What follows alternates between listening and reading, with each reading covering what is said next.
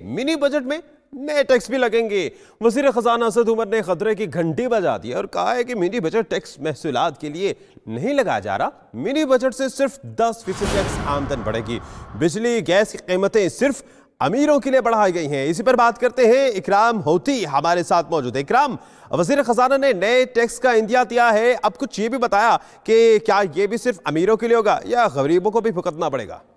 जी, उन्होंने जो सिर्फ 10% टैक्स बढ़ाने की बात की है, तो एक चीज कंफर्म कर दी है कि ये टैक्स बढ़ा रहे हैं, लेकिन 10% का जो हिस्सा है ये हमने FBR से थोड़ी देर पहले कंफर्म किया है। वो कह रहे हैं, एक तो हमें कोई ऐसी प्रोजेक्शन नहीं दी गई कि फीसदी कितनी होगी, दूसरी इसका मतलब ये है कि ओपन एंडेड है, इसमें कोई हद नहीं है, ये 15% भी हो सकता है, 20% भी हो सकता है।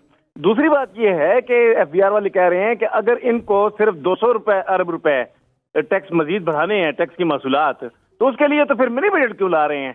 मिनी बजट तो जो ये कह रहे हैं कि भाई हम सिर्फ कारोबार को बढ़ाने के लिए कर रहे हैं, तो उसके लिए तो मिनी बजट की जरूरत नहीं हो, तो वो नोटिफिकेशन के जरिए हो जाएगा काम।